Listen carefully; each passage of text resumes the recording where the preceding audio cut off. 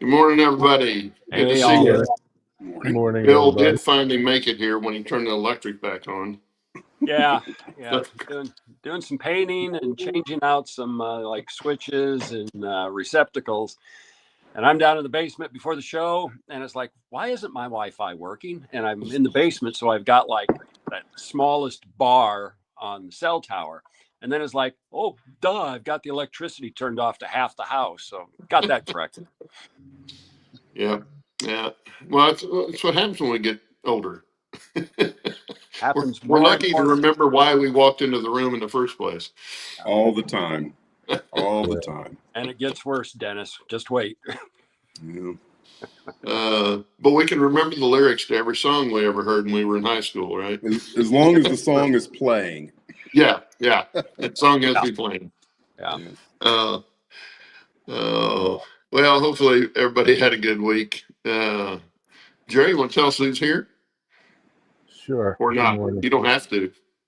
Yeah. Bernard C., Container Man, Digger Evans, Floyd Robbins, Gerald Stewart, Grandpa Rails, John Tanzilla, Messy Modeler, Ray Bertelstein, Rob T-Man, Scott Baker, Spike Man, changed his name again, Steve Waybills, and Mark Pruitt over there at the CB&Q.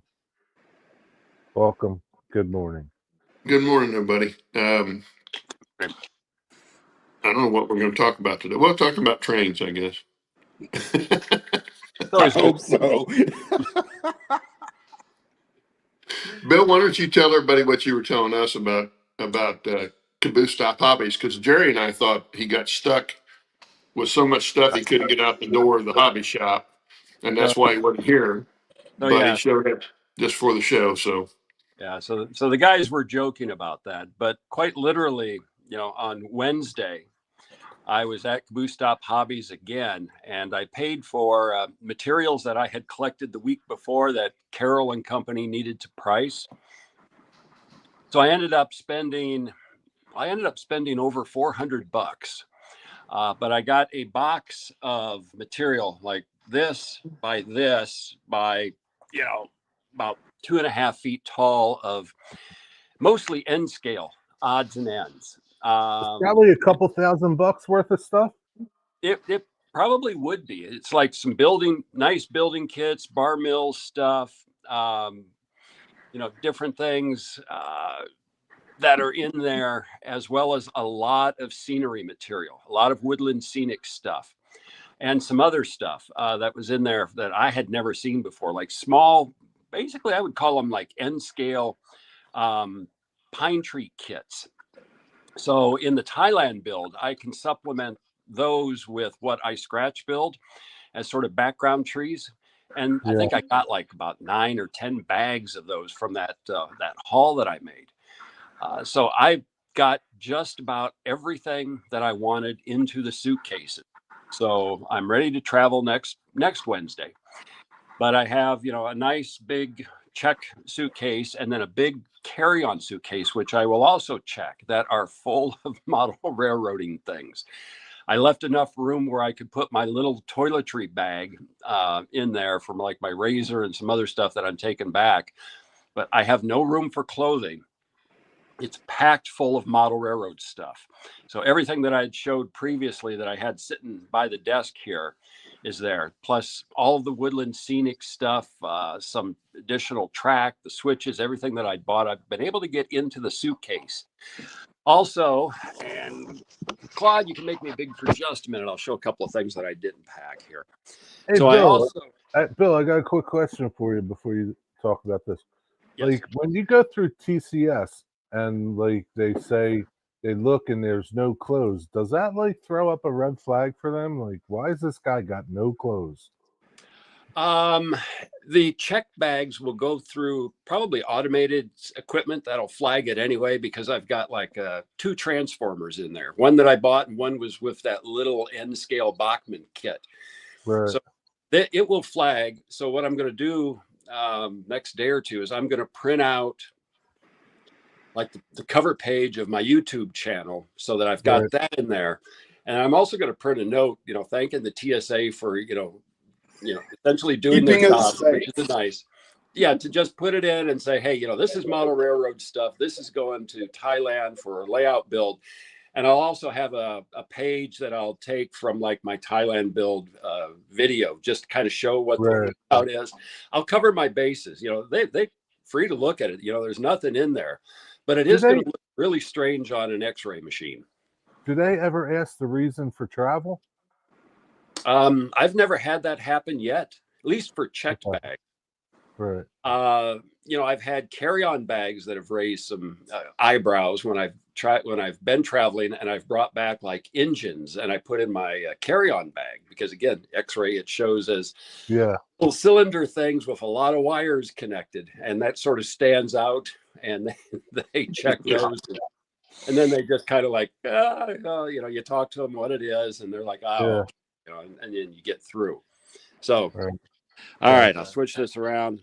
So I did take a big chunk of the furnace filter material with me so that I can use that to make some trees there.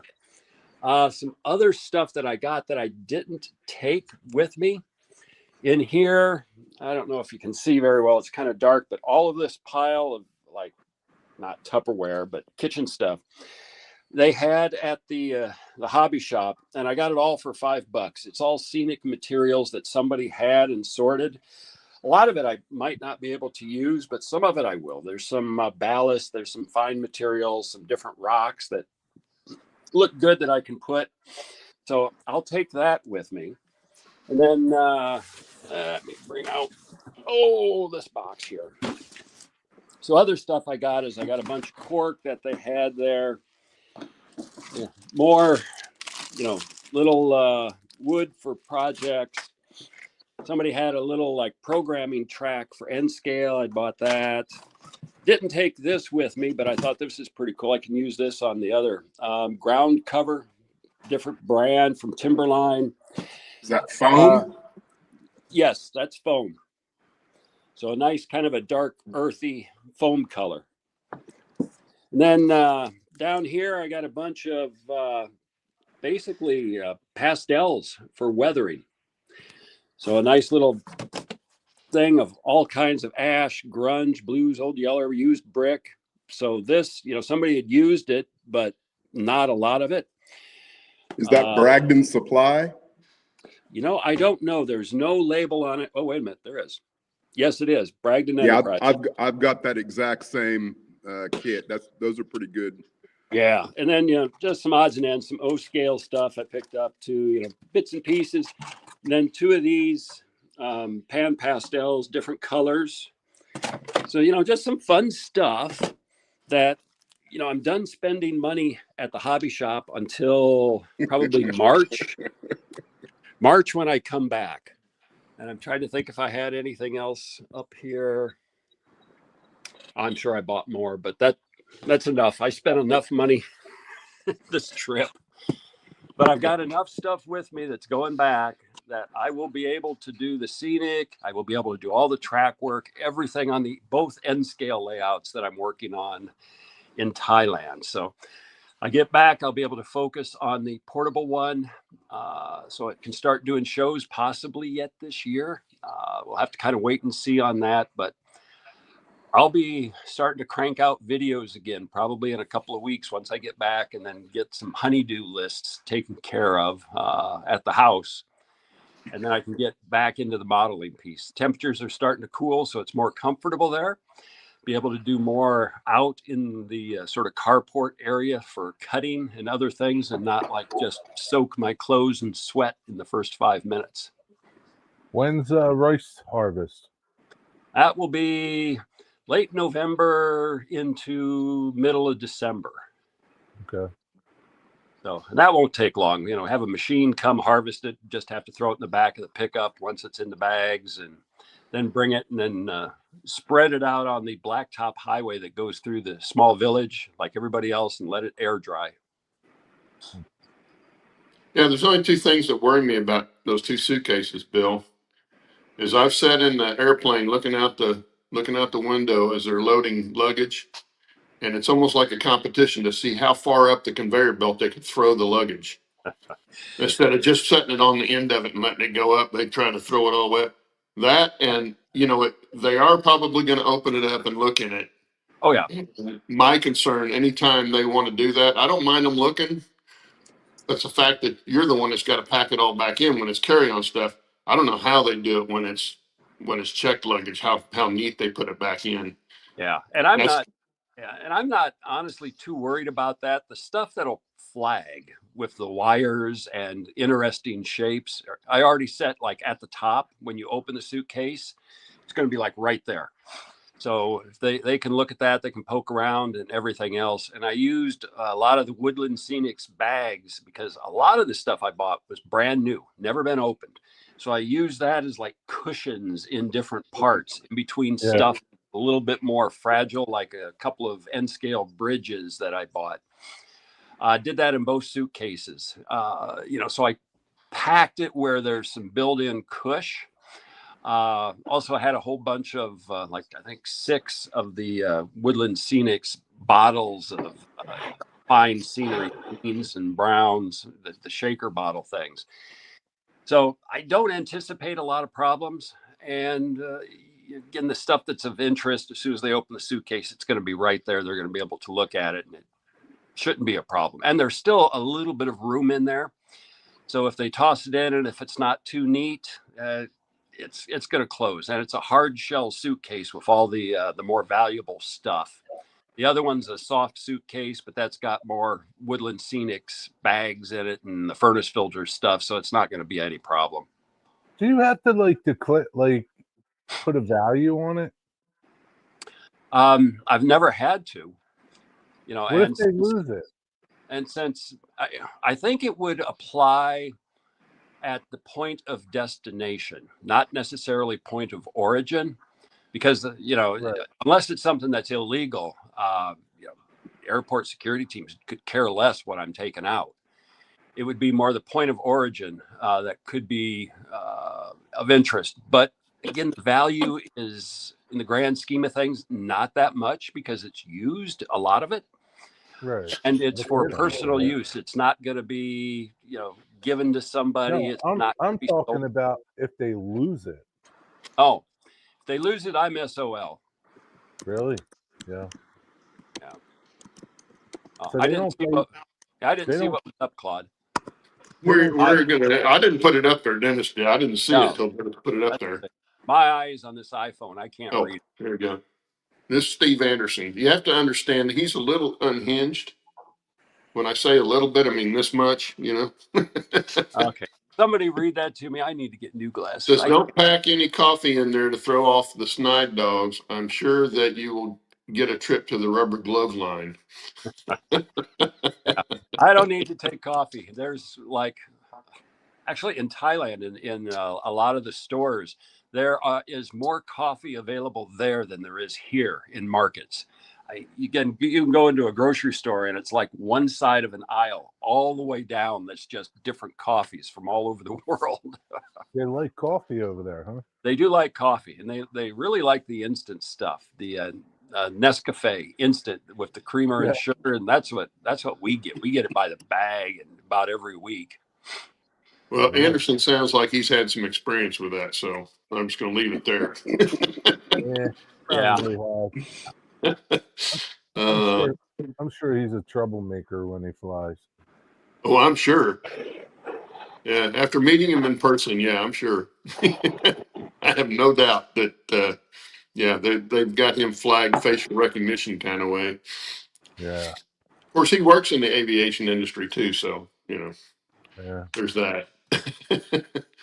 But yeah, that's pretty fun. So basically, Bill, no model railroading this trip at home. No, sadly not. I went to a local contractor asking them to swing by to give me a quote to get electric run. They Still never nothing? showed up. It's like I'm not even gonna bother with them for the garage. Yeah. Yeah, I also at the hobby shop, I ended up getting like 6 more Shahana Code 70 switches and a couple of crossovers. So, again, for that middle section, and I know I can do that in the garage because I was out in the garage and I was measuring. HO?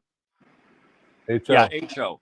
Yeah. You know, so that'll be for the layout here when I build the next piece in the middle, because I've got Right. plenty of room where I can take my two 4x8s, I can separate them, and I can do a Right. 4x8 that runs 90 degrees to them, and Yeah. I can put in a lot more switching, and I've got plenty of space to do that.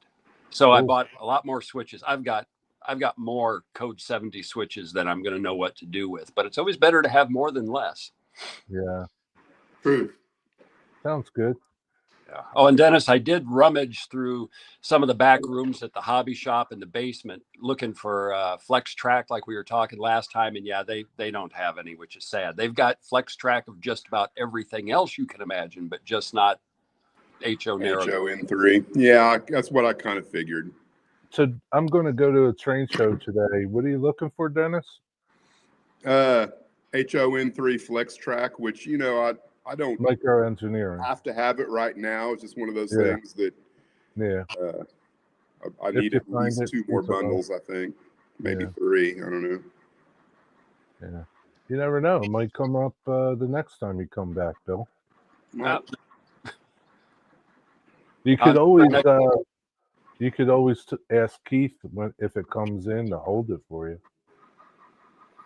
Right? yeah, Keith would. Yeah. I told Keith and everybody else there that if anything interesting comes in that they think I might be interested in, to shoot me a text while I'm over there. Yeah. I could spend more money. I don't know. We'll find out. Yeah, but you spend money, but at the same time, you're saving a boatload of money. Oh yeah, for sure. The prices that they have there, and again, you go. I always advocate whenever I'm traveling, go to local hobby shops wherever and spend. Even if you're Yeah. only spending $5 or $10, that's helping. Again, the local hobby shops. But Yeah. yeah, Crew Stop Hobbies, I just love it because the prices are good. Everybody gets the same kind of prices.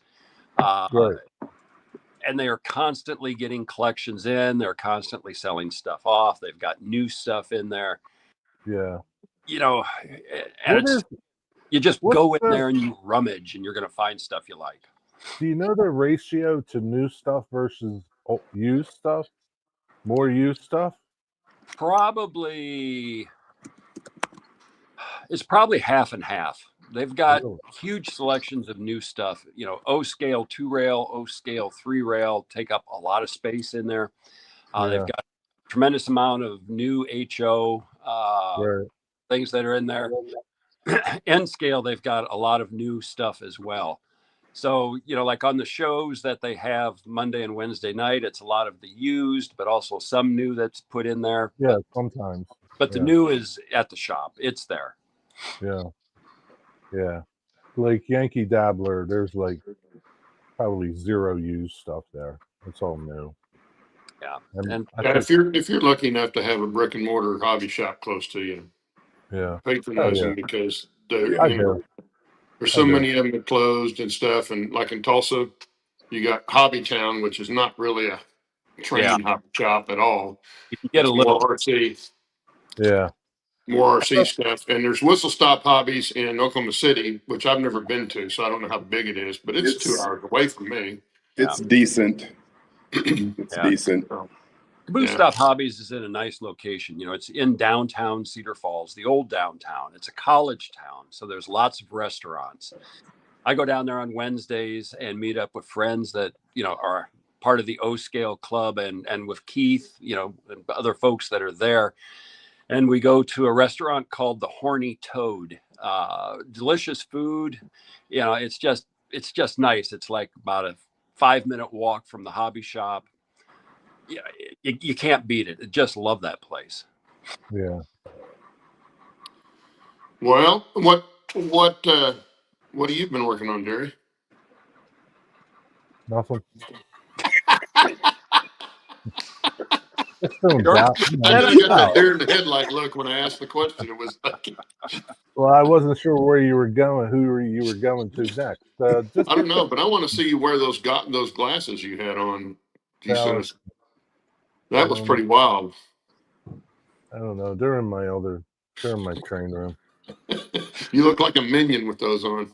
If you were yellow, you'd have been a minion. Yeah. Yeah, they were pretty good.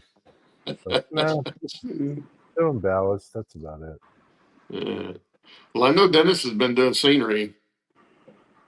Yeah, if you could call it that. I don't know that it actually qualifies as scenery yet. Oh, well, I tell you what, it's amazing how just stacking some stuff up there to give you an idea of what it's going to look like, how much difference that makes from just having flat plywood there. Yeah.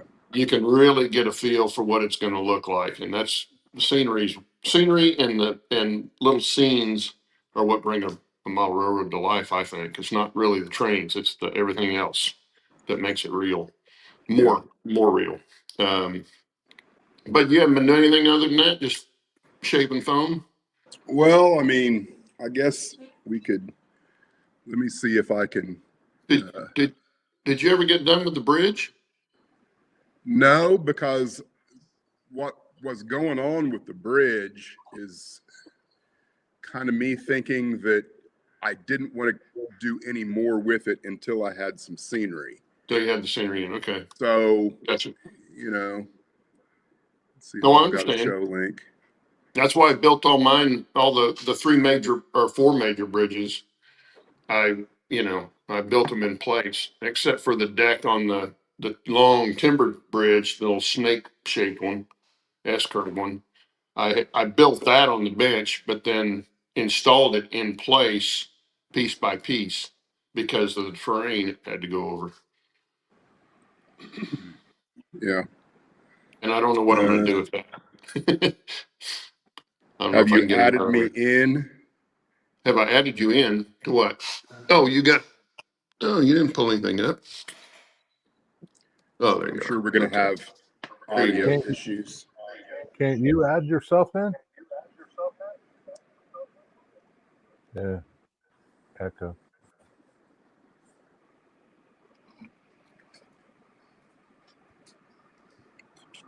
This the one you want big? Yeah, you need to take the other one of me, put me backstage.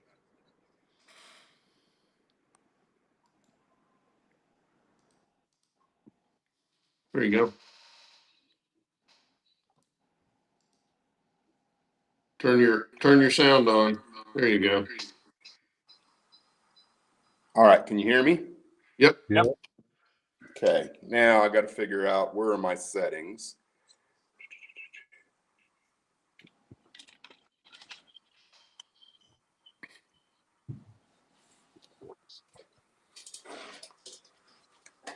Still hear me? Yep. Yep, you're good. So here's everything's backwards. I'm going to have to change that. No, it's not. We're seeing Well, it it is okay. for me. Oh, Yeah. well, we don't care about you.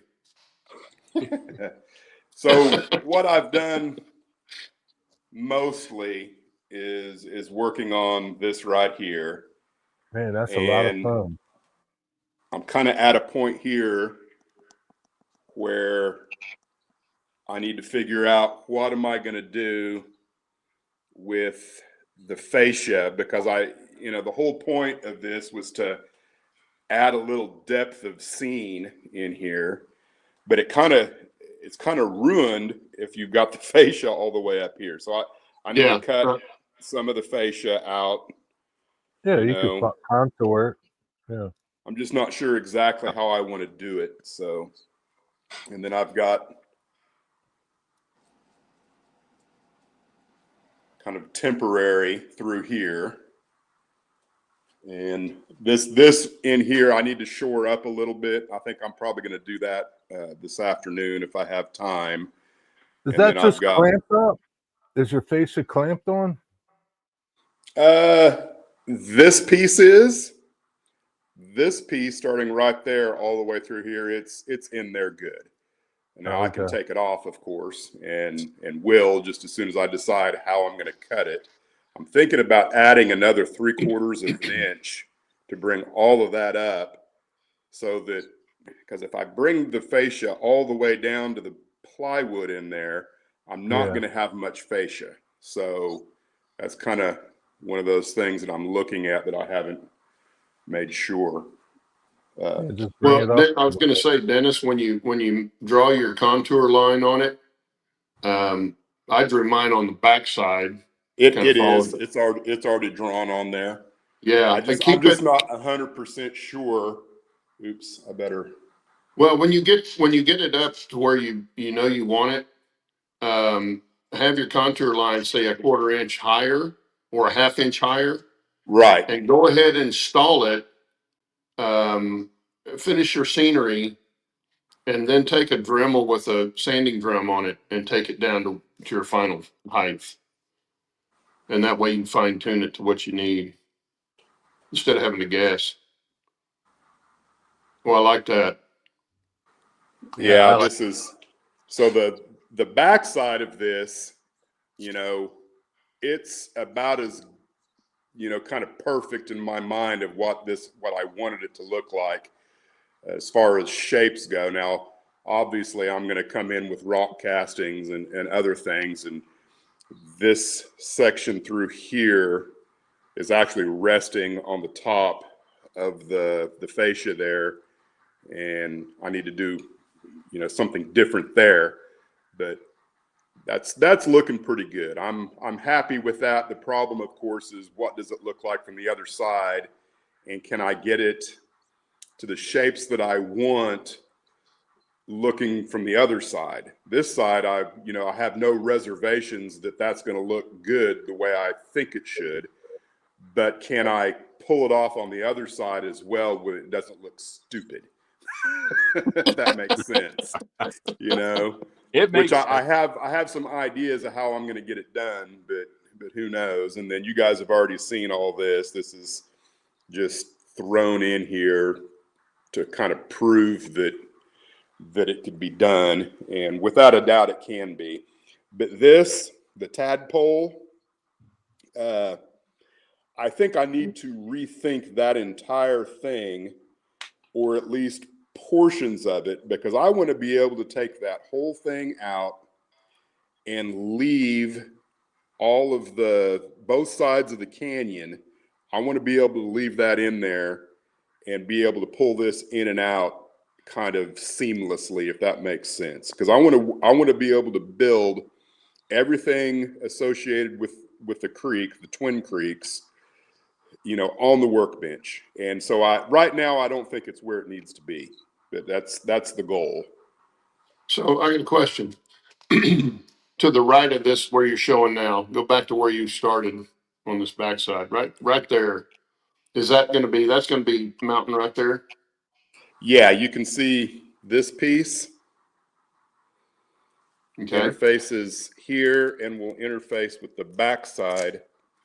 Okay, so that's going to be a cut then around that corner. Yes, yeah, that whole thing is, and it will come down this way. Probably right in here is where it will reach the same level as this. So that looking this direction, you will just see part of the cut, and then there will be no tunnel involved there. Okay. So for your rocks, you're going to use all molds? All what? Molds, rock molds. That's the plan.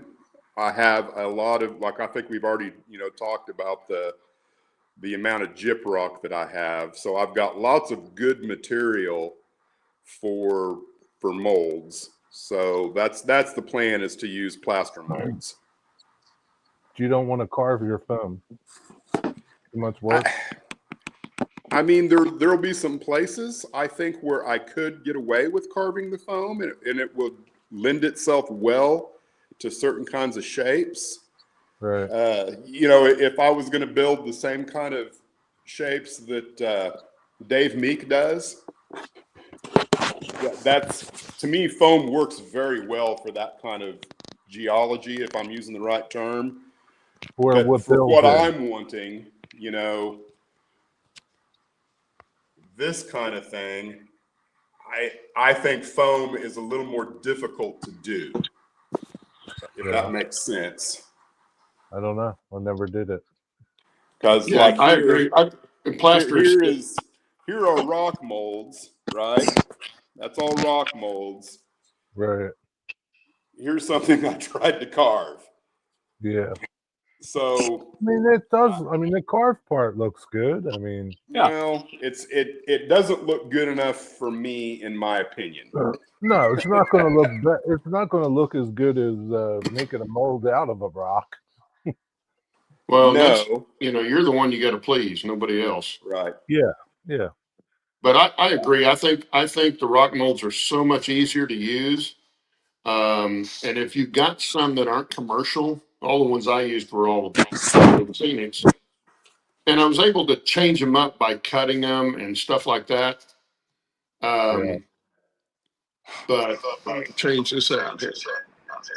Are you able to get enough variety by making your own? What is that noise? I don't know. It ain't me. Did you bring me back from the other?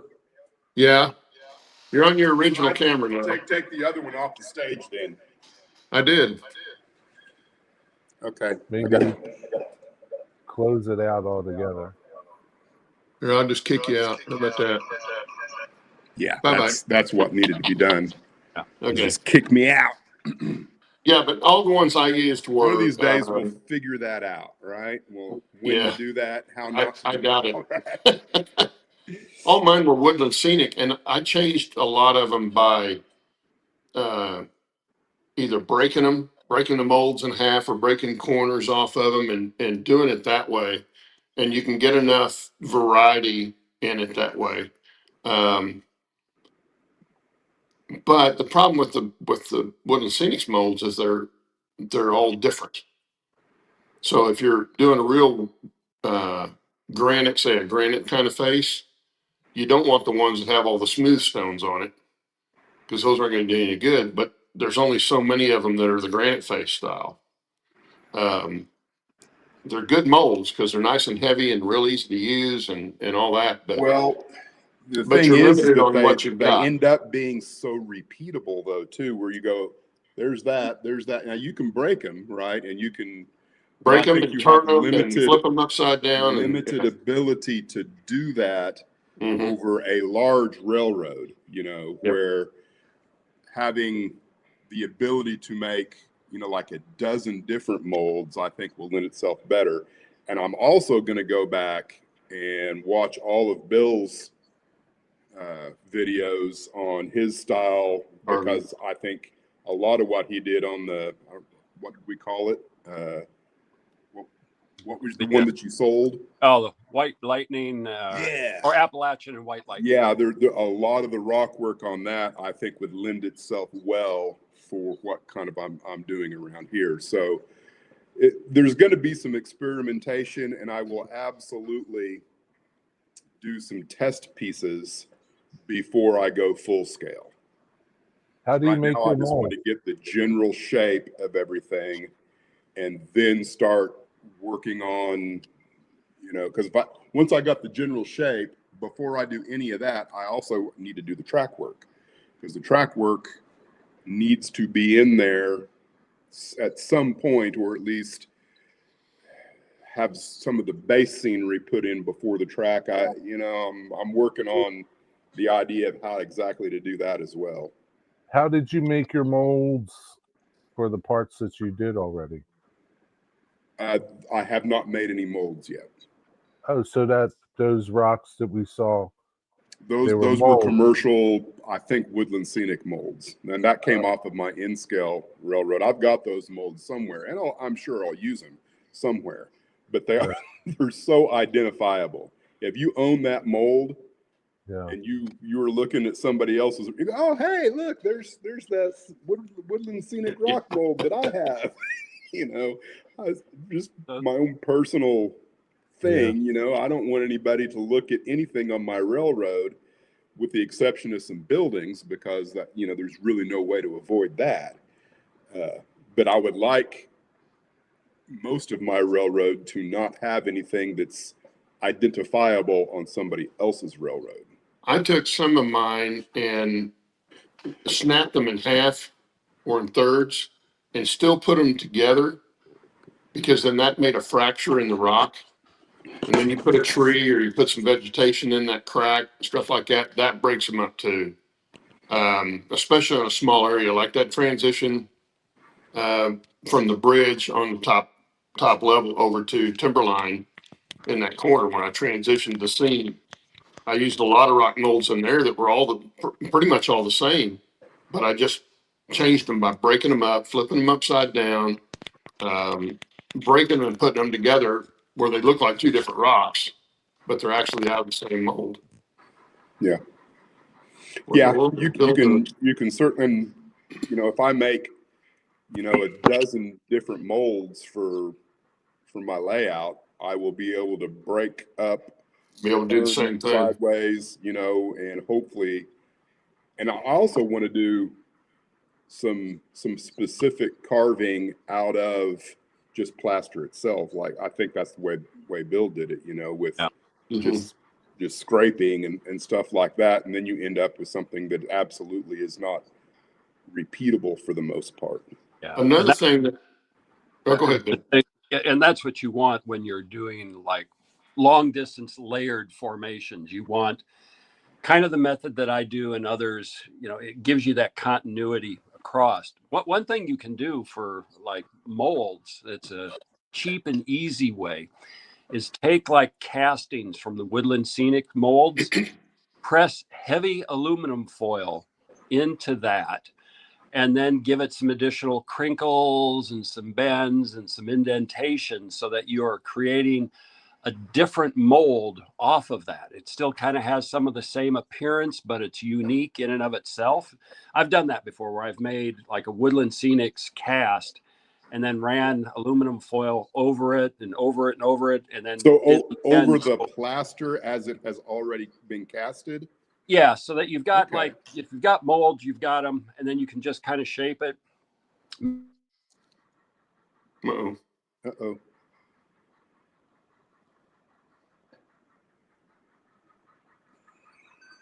You lost your audio. Lost your audio, Bill.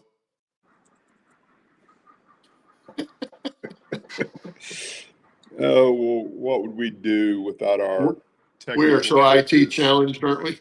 Yeah. What's up with your iPhones, man? No, still can't hear you.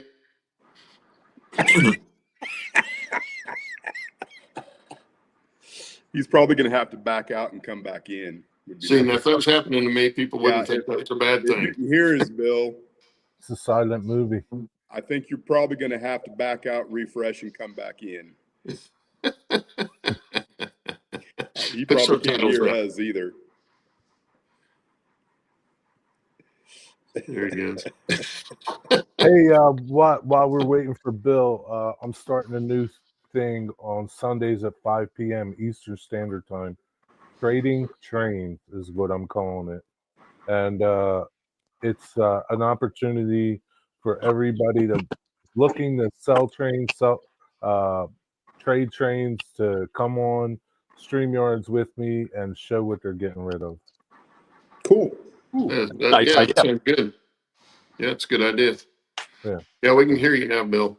All right. I keep having people call me at this time when I tell them don't bother me during this hour. Everybody's bothering me, and I'm trying to flip them off nicely on the screen, and it kills my audio. Give them one of these.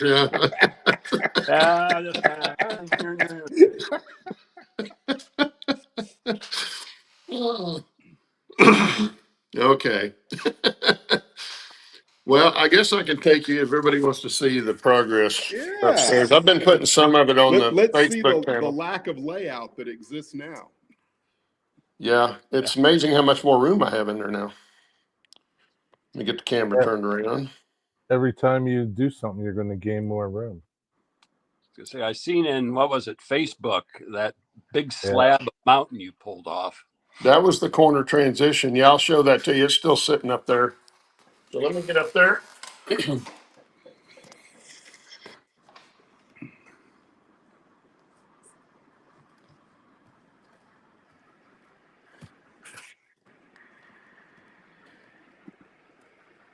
I won't miss traipsing up the stairs. I can tell you that.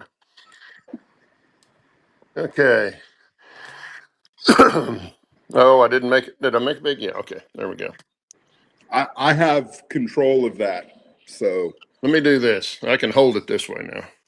Okay. So this is where you walked in and you had the roundhouse was right here and turntable in the yard. That's all gone. That, Why don't you make them bigger? say again? Oh, God, no, God. That corner right there is where that transition was. And there it is right there. So, and I showed the pictures on Facebook, both sides of it. One of the backdrops is in there. It got ruined taking it down. The other one is right there. Can be probably be saved. But I'm taking it down piece by piece, saving as much as I can. About the only thing I'm not saving is anything that was on the sub road bed or the plaster work. Unfortunately, I won't be able to save these bridges or the snow shed because they're all built in place. And unless somebody expressed extreme interest in wanting it, and you could use it as a diorama, I guess, but it would have to be cut out in a pretty good sized chunk, and so I'm not going to save it.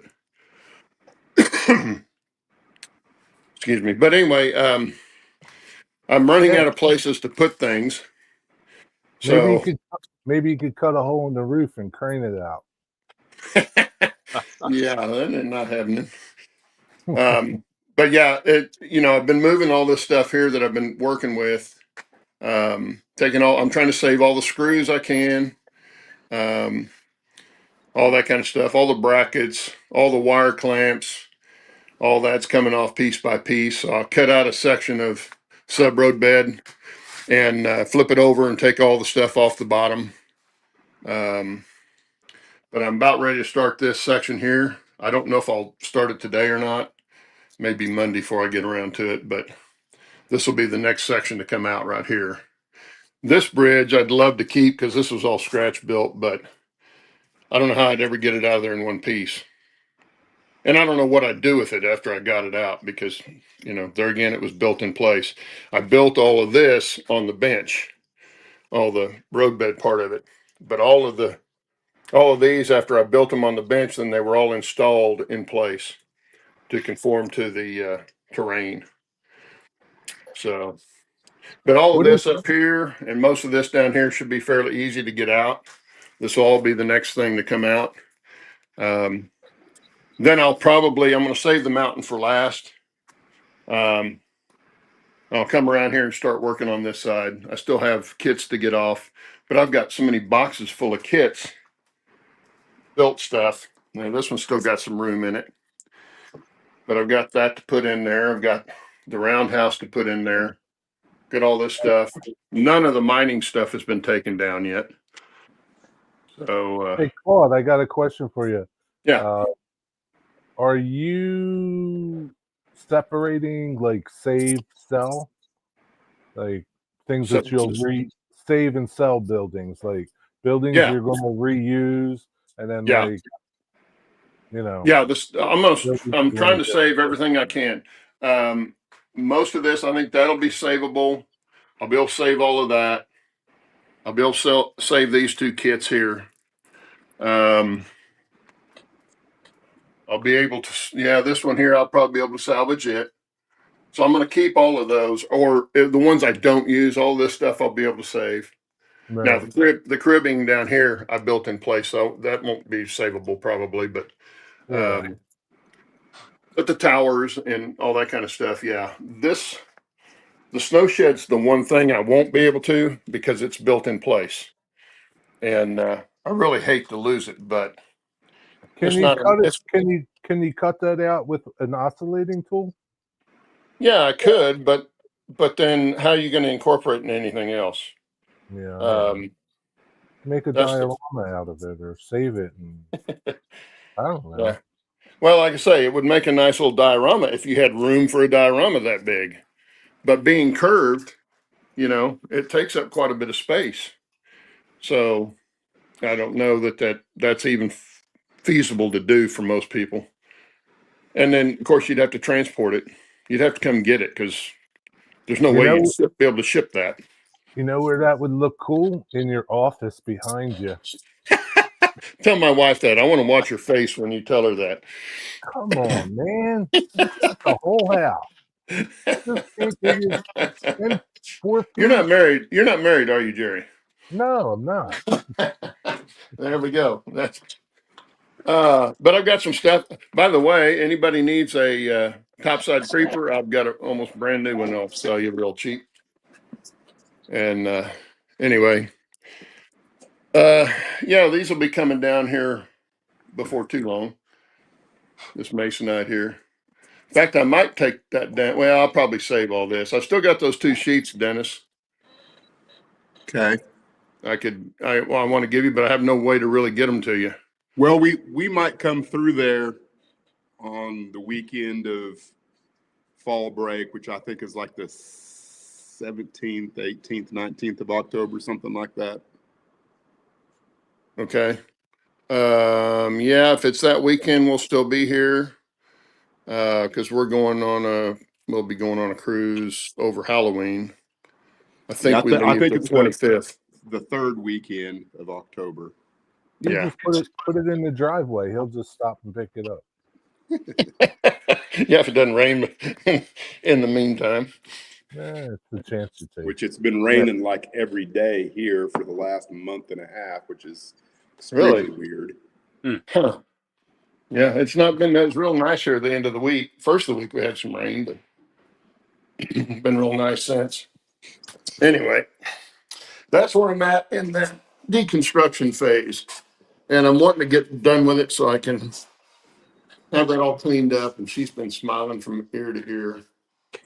I don't know why, because she's not going to have anything to put up there. But anyway, getting that done, and then I can start on the new one. But I don't want to start the new one until I get this one all taken out and done. But it's the one thing keeps me motivated to take it down.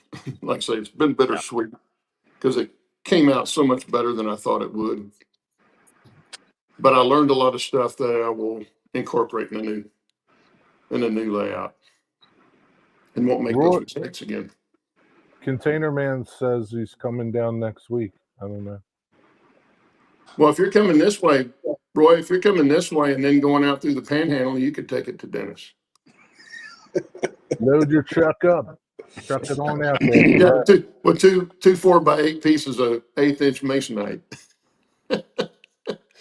Yeah, I could use them because I just bought the last piece from my lumber yard. I don't know when they're going to have any more in. So Yeah, I bought it 8 months ago, maybe longer than that, maybe a year ago, for finishing the fascia and stuff. But I never have cut it yet. So You won't use it on your new layout, Claude? I don't know, but Yeah. there again, if I do, I'll just buy another sheet. There won't be that much that I use. Yeah. I won't have any backdrops on it, I don't think. Roy wants to Because they're mount. going to be more like what Bill did with his HO and N scale layouts. Yeah. It's going to be more like that. And in fact, the similar idea I'm thinking of is having one on one side and one on the other on wheels and a transition piece in the middle. Do that again. A transition piece in the middle that I can bring them together and connect it to, together to run. Yeah, Not run, I can separate it and get them out of the way. it makes it fun. Plus, those kind of layouts, you're able to walk completely around it, so you can scenic it in different. Yeah. Really, Mine probably won't be full 4x8s, but they'll be close to that, I'm sure. Yeah. But I don't want anything permanent. It's got to be movable. It's got to be made, even though I'll put it on, legs and wheels. Yeah. Those will have to be able to be taken off without destroying everything so it can be taken out. Then that's the kind of thing you can sell. Yeah. Like if you put wheels on it, I would suggest using like desk chair wheels because they swivel, they're light, got the stem. It's easy to drill a hole in the bottom Yep. of a leg. A little hot glue is what I use to just stick them in there. And easy, finger, just use a finger and you can shove them back and forth. Mhm. Makes it easy to move. Yeah. Well, I've got my bandsaw and something like that I built, and my building desk that I had, or building table I had for my airplanes. They were heavy duty wheels they were on, but they were full swivel caster wheels. Yep. But yeah, I was all the time moving it out so I could get around both sides of the table and work on those planes. But I'll do basically the same thing with the. Anyway, that's fine. Yeah. Hey, one quick thing for Dennis, going back to your fascia, I don't know how you're planning on cutting it, but one thing you might consider is to get a roto zip tool, Got one. like a little spiral cutter. That would be easy, and you could really control it for your contour.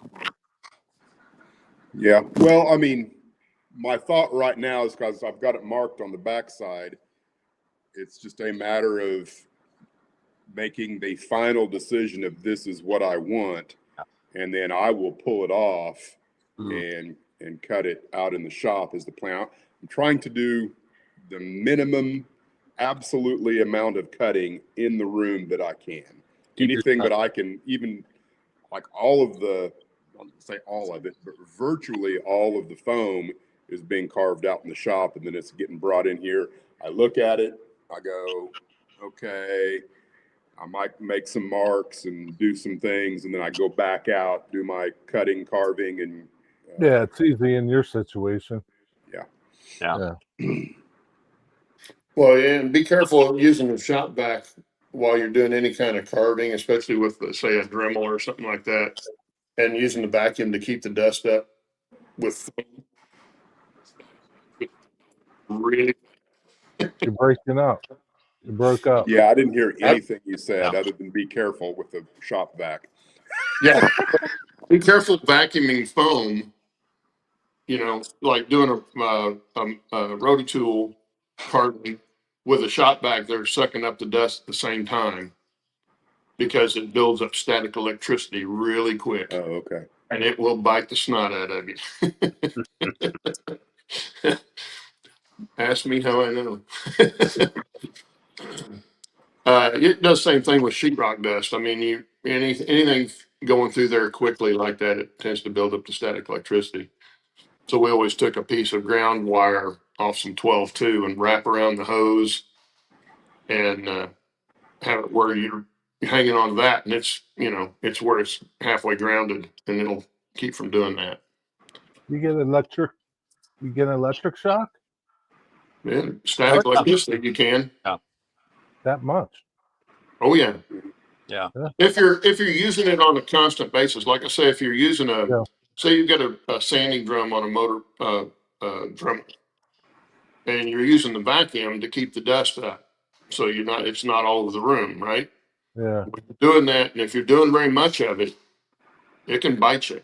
The sheetrock dust does the same thing, because I got to where when I was doing sheetrock work, instead of manually sanding with a handle or a hand sander, I'd buy 220 grit or 320 grit from my orbital sander, put my hose on the exhaust port of that, and go. I had no dust, and it did it a lot faster and a lot quicker. A lot quicker than what I could do by hand, and it looked a lot nicer.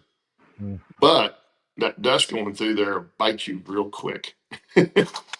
It'll build up, and then you won't know it's built up until you touch it, and then it's static electricity will zap you pretty good. They say it can kill you. I don't know. I guess you'd have to be the right circumstances, but it's not fun when it hits you and you don't realize it's going to. Kind of like those that don't know if the static grass applicator works, and they're kind of brave and they touch it. Real close to that, yeah. Static electricity it's a lot stronger than people think. Most of the time we get it in the wintertime when you walk across the room, flip the light switch on, right? And you get a little spark. That's nothing compared to what that hose will do to you. It's about 10 times stronger than it. Got a question. Yeah. Speaking of static grass applicators, do those homemade ones work? I'm sure I they see. do. People wouldn't make them. Yeah. Yeah. You just have to have the right stuff. You got to have I don't know what the little box is that they use for that creates that field, Yeah. ionization field. And that's something that maybe in a couple of months or 3 months, I'll let you know, Jerry, because I'm going to build one back in Thailand. I'm leaving the one I've got here, but you can get all of those little insect wands that are the zappers, and I've got one Yeah, there. that's what I made one out of. I just never used it. Yeah, from looking at the videos I've seen on YouTube, they should work just fine. Luke Towan had a really good video on how to build a nice one out of just components. So, you can look at his. Yeah. Yeah. And that'll give you all the basics. Now, if you're building it out of one of the bug zapper Bug things, zappers. Yeah. there's some of those videos out there too. Yeah, Sparky did one. That's how I built it. But I never used it. So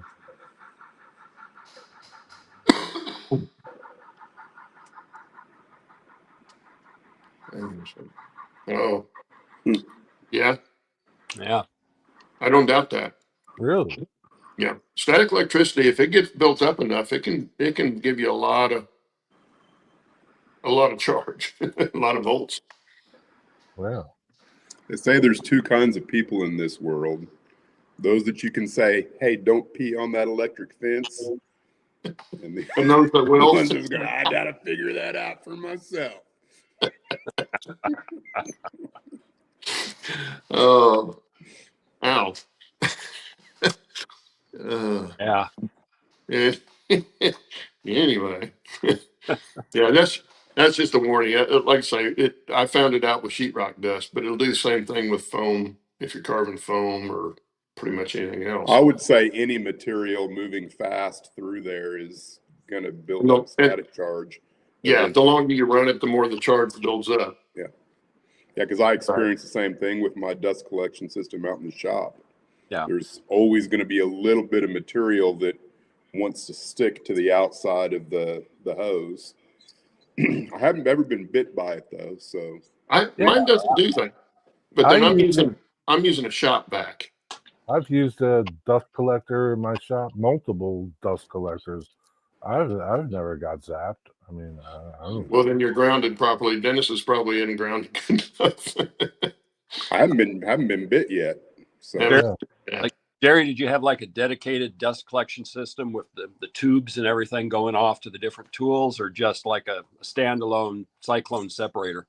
Well, like I would have a cyclone, like a one on, each machine that I had, Yeah. So like at the time Just would move have it a from one separate one. machine to another. I had Some I did, some I just left on the machine. I had a wood shop set up years ago where I had dedicated, and then the piping run to the different tools. And like what Dennis says, when I first did it, dust and other stuff would stick to the different parts of the collection system. So I ended up grounding it again, like what Claude said. Yeah, I've seen guys run all that that stopped. copper wire. Yeah. Of course, I rarely make use of it for longer than, most of the time I'm making fewer than 5 cuts at once, that it might be on. Now, if I'm ripping a full sheet of plywood, that takes a little bit of time and effort. But that's the most I've ever ran the dust collector is, like to rip an entire sheet of plywood up. Yeah. My dust collector's small, but it's an Oneida cyclone deal, and I've got it sitting on top of a 55-gallon paper drum. And then I just have all my tools hooked to it. But it's powered by my rigid shop vac. So right. Yeah. The shop vac's grounded, but I don't know. The rest of it isn't, but I've never had any problem with mine. I don't get any dust sticking to it or have never had a shock off of it. But I running just the vacuum with that dust, that sander on it, running that through it. Yeah. Get it off of that. Interesting. So, yeah, you just want to be careful of that kind of stuff because most of the time it's not going to hurt you, but you won't like it. You will, you will say a few choice words when zaps you. What time we got here? Oh, we're right at the right time here, guys. Well, good to see everybody. Hope you have a good rest of your weekend and a good week. And I think we'll be back next week. Bill won't be here. Bill's going heading back home, back to Thailand, right? Yeah. I'll be this time next week. I will be probably sound asleep already. It'll be nighttime there, but I'll try to jump on the show once in a while again while I'm there, and then I'll come back in the States in March of next year. All righty. Well, All right. See you soon. and update on Steve, guys. I don't know if he came in the chat or not. I didn't see him, but I talked to him yesterday, and he's just really in a lot of pain with that shoulder. Supposed to see a surgeon Wednesday, so hopefully that'll expedite. But keep him in your prayers, and we'll get him back on the show for long. Yeah, we miss need a you. looking boy. Yeah. Anyway, have a good week, and we'll see you guys sure, later. everybody. Take care. See you.